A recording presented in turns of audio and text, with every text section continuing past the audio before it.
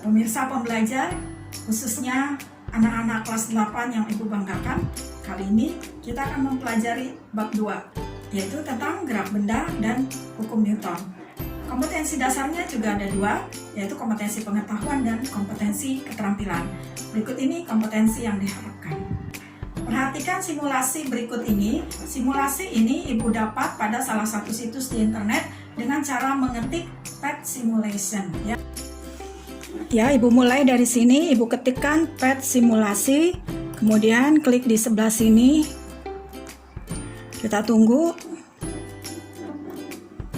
Nah, kemudian ini yang dipilih simulasi untuk fisika. Kita tunggu lagi. Di sini banyak sekali pilihannya, namun Ibu memilih energi pada skate. Ya, orang yang bermain skateboard. Kita klik. Nah, nanti sedang mulai untuk loading dulu. Nah, kita pilih yang ini permulaan. Lalu Ibu pilih bagan batang, kisi-kisi, dan kelajuan ya. Nanti kita perhatikan di sini anak ini belum naik, belum berada pada lintasan parabola sehingga kelajuannya 0, energi kinetik potensial, suhunya thermal, dan totalnya juga belum nampak. Nah, sekarang kita pindahkan ke sini. Kemudian dia bergerak naik. Perhatikan energi kinetik dan energi potensialnya berubah berganti. Ketika berada di posisi bawah, kelajuannya terbesar. Ketika berada di posisi atas, kelajuannya terkecil. Nah, sekarang bagaimana jika anak ini kita ganti dengan massa yang lebih kecil? Masanya kita geser. Tadi sudah ingat ya berapa tinggi energi kinetiknya atau berapa besar energi kinetiknya. Sekarang kita gunakan yang badannya lebih kecil. Nah, ternyata perubahan energi kinetik dan energi potensial sama berganti-gantian, namun jumlah energi yang terjadi tidak sama. Ini berarti energi dipengaruhi juga oleh massa anak tersebut. Pada penjelasan tadi kita mendengar adanya massa, ada energi, ada kelajuan ya, dan itu semua terkait dengan gerak. Jadi apa sih yang dimaksud dengan gerak? Sebelum kita membahas pengertian tentang gerak, maka kita perhatikan dulu simulasi berikut ini. Ini adalah gambar jari tangan, kemudian ini seekor semut. Apabila jari tangan dipindahkan menjauhi semut, maka ini dikatakan antara semut dengan jari tangan telah terjadi perubahan posisi. Maka dikatakan jari tangan bergerak terhadap semut. Kita kembalikan lagi. Sekarang semut ini akan mendekati jari tangan. Posisinya telah berubah juga dari keadaan semula. Maka ini dikatakan semut bergerak terhadap jari tangan. Ya, sekarang kalian sudah bisa memahami gerak. Gerak adalah perubahan posisi suatu benda dengan mempertimbangkan acuannya. Semut ini bergerak mendekati dan menjauhi disebabkan karena acuannya adalah tangan. Demikian pengertian dari gerak. Sekarang kita akan membahas pengertian dari jarak dan perpindahan. Seekor semut berada dalam posisi A, berjalan dengan lintasan lurus sejauh 8 cm sampai ke posisi B. Kemudian dia jatuh sampai ke C. Nah, pertanyaannya, berapakah jarak dan perpindahannya?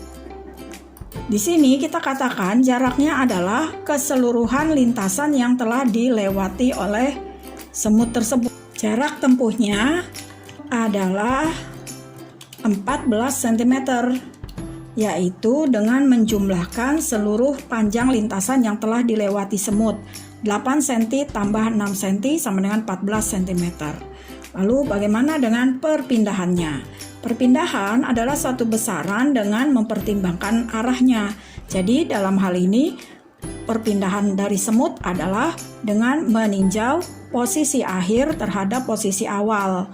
Maka yang kita akan cari adalah panjang dari garis yang putus-putus ini. Nah, bagaimana caranya? Caranya kita gunakan Pitagoras. Ya, kita gunakan Pitagoras. Akar dari 8 kuadrat ditambah 6 kuadrat, jadi sama dengan 64 ditambah 36 sama dengan 100, akar 100 adalah 10 cm. Jadi nampak perbedaannya ya, kalau perpindahan itu 10 cm, sedangkan jarak tempuh 14 cm. Demikian perbedaan antara perpindahan dan jarak tempuh. Setelah kita memahami konsep jarak tempuh dan perpindahan itu berbeda, di mana jarak tempuh tidak memperhatikan posisi awal dan posisi akhir, atau ini disebut dengan besaran skalar, maka perpindahan itu memperhatikan posisi akhir dengan posisi awal atau memperhatikan arah.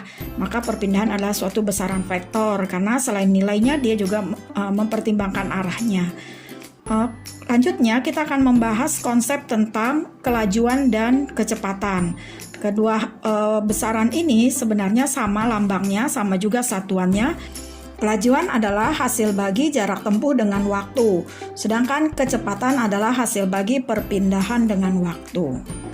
Pada alat speedometer di kendaraan bermotor, kelajuan yang diukur, bukan kecepatan. Pada speedometer tidak menunjukkan arah ke utara, selatan, atau ke barat dan timur, namun angkanya ditunjukkan. Seperti misalnya kecepatan mobil 100 km per jam tanpa menunjukkan arah. Maka speedometer adalah suatu alat ukur kelajuan ya. Kelajuan tadi kita ulang sebagai hasil bagi jarak tempuh dengan waktu. Ya, bagus. Sekarang kita akan membedakan pengertian dari gerak lurus beraturan dan gerak lurus berubah beraturan. Keduanya itu terletak pada kecepatannya. Sebuah benda dikatakan melakukan gerak lurus karena dia melewati lintasan yang lurus, seperti gambar ini. Atau dia bisa saja melewati lintasan yang melingkar, seperti gambar ini. Ada lagi lintasan yang berbentuk parabola, ya, atau seperti ini gambarnya. Kemudian ada lagi benda yang lintasannya tidak beraturan, jadi gabungan dari lintasan-lintasan tadi. Nah, kalau dia disebut sebagai gerak lurus beraturan, itu disebabkan karena memiliki kecepatan yang teratur, atau dengan kata lain kecepatannya tetap, tidak ada perubahan. Nah, sedangkan disebut sebagai gerak lurus berubah beraturan karena dia melewati lintasan yang lurus dan dia memiliki kecepatan yang berubah. Bisa semakin cepat, bisa juga semakin lambat. Baik, kita lihat sekarang benda manakah yang mengalami gerak lurus beraturan. Kita tinjau dulu benda P ya. Benda P ini dalam waktu 1 sekon, dia telah menempuh jarak 5 cm. Berarti waktunya 1 sekon, jarak tempuhnya 5 cm. Dikatakan kecepatannya adalah jarak dibagi waktu, atau 5 cm dibagi 1 second. Ini ya rumus kecepatan. Kecepatan adalah jarak dibagi dengan waktu. Atau kita tulis 5 cm per second. Kalau yang berikutnya setelah bertambah lagi 1 detik, maka jarak tempuh benda P adalah 5 cm, dari 5 ke 10. Tambah lagi waktunya 1 sekon, jarak tempuhnya 5 cm. Maka kecepatannya adalah jarak dibagi waktu, atau 5 cm dibagi 1 second. Jadi sama dengan 5 cm per second. Kita lihat lagi pada penambahan waktu 1 detik. Kemudian jaraknya juga bertambah 5 cm. 1 detik selanjutnya jaraknya bertambah 5 cm. 1 detik lagi bertambah, jaraknya juga bertambah 5 cm. Maka ini kesimpulannya benda P mengalami gerak lurus beraturan. Kenapa? Karena kecepatannya tetap, yaitu 5 cm per second. Nah, bagaimana dengan benda Q? Benda Q ya, kita lihat di sini. Pada waktu dia 1 sekon setelah berangkat, dia telah menempuh jarak 5 cm. Sama seperti benda P.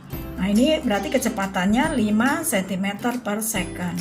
Nah, ketika dia menambah waktu 1 second, jarak yang dia telah tempuh adalah 15 cm. Tambah waktunya 1 sekon, tambah jaraknya 15 cm. Berarti berapa kecepatannya? Ya, 15 cm per second. Tambah lagi waktu 1 second, ternyata jarak tempuhnya udah berbeda lagi. Jaraknya telah ini dari 20 cm menjadi 45 cm. Berarti jaraknya adalah 25 cm. Maka cepat lambatnya adalah kecepatannya adalah 25 cm per second. Perhatikan di sini ada perubahan dari 5 cm per second menjadi 15 cm per second dan 25 cm per second. Ini artinya kecepatannya semakin naik atau bertambah. Nah, kecepatannya yang naik maupun yang kurang, nah ini kebetulan sedang kecepatannya naik ya, menandakan bahwa benda ini melakukan gerak lurus berubah beraturan. Yang berubah itu adalah kecepatannya. Setelah kita tinjau di sini, benda P dibuat jadi grafik hubungan antara kecepatan dengan waktu adalah seperti ini. Jadi pada waktu 1 second, jarak yang telah ditempuh oleh benda ini, benda P, adalah 5 cm dan cepat lambat kecepatannya adalah 5 cm per second. Tambah lagi waktunya, 1 second kemudian ternyata kecepatannya juga masih di angka 5 second. Tambah lagi waktunya, 1 second lagi, ternyata kecepatannya juga 5 cm per second. Sehingga diperolehlah garis lurus seperti ini. Sedangkan hubungan antara jarak tempuh dengan waktu ini mengalami penambahan, yaitu dari yang awalnya 0 ke 1 second telah ditempuh jarak 5 cm. Nah, kemudian tambah lagi waktunya 1 second. Nah, jarak yang ditempuhnya ternyata 10 cm. Tadi 5, yang ini 10.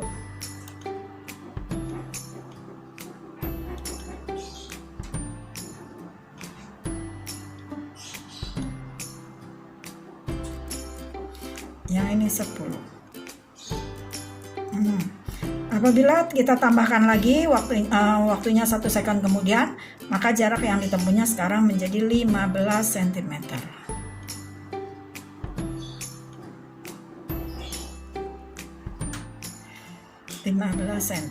Aduh, maaf, ini nggak bisa lurus-lurus garisnya.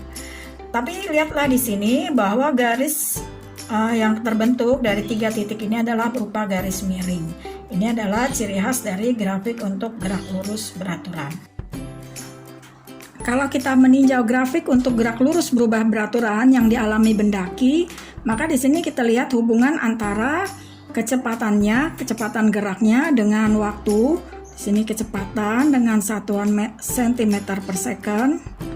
Ya, waktunya bertambah 1 second, jaraknya juga bertambah 15 cm. Waktunya tambah lagi 1 second, jaraknya juga bertambah 25 cm. Jadi jarak berubah, waktunya juga berubah. Nah, namun di sini kita harus pahami bahwa hubungan antara jarak dengan waktu itu adalah merupakan persamaan kuadrat. Jadi bentuk lintasannya adalah parabola seperti ini, ya. Untuk kecepatan di sini yang tadi satuannya cm per second, kita lihat kecepatannya juga berubah-berubah dari 5, 15, kemudian 25 cm per second. Jadi bertambah waktu, bertambah juga kecepatan, bertambah waktu, bertambah juga kecepatan. Ya, sehingga grafik untuk kecepatan dengan waktu untuk GLBB adalah seperti ini. Ya, coba kita bandingkan dengan yang GLB tadi. Pada gerak lurus beraturan, grafik hubungan antara kecepatan sama dengan waktu adalah berupa garis lurus. Ya, sedangkan sini miring ya. Sedangkan grafik hubungan antara jarak dengan waktu pada GLB adalah berupa garis yang miring. Sedangkan ini melengkung. Kita pun jangan mengira bahwa gerak lurus berubah beraturan selalu menambah kecepatan. Bisa saja dia juga mengurangi kecepatan. Misalnya dari kecepatan awalnya sebesar 10 cm per second, kemudian turun sampai akhirnya berhenti ya. Kalau sudah berada di satu tempat di sebelah sini, ini berarti dia kecepatannya 0 atau berhenti. Jadi GLBB itu bisa dia semakin naik atau dia semakin turun kecepatannya. Jadi bisa kecepatannya naik, bisa juga kecepatannya turun. Kalau kecepatannya tetap, berarti dia GLB ya. Demikian penjelasan yang bisa Ibu berikan. dengan berbagai macam kendala, namun semoga penjelasan ini dapat dipahami dan bisa kita nanti lanjutkan pada diskusi di grup. Terima kasih atas perhatiannya. Assalamualaikum warahmatullahi wabarakatuh.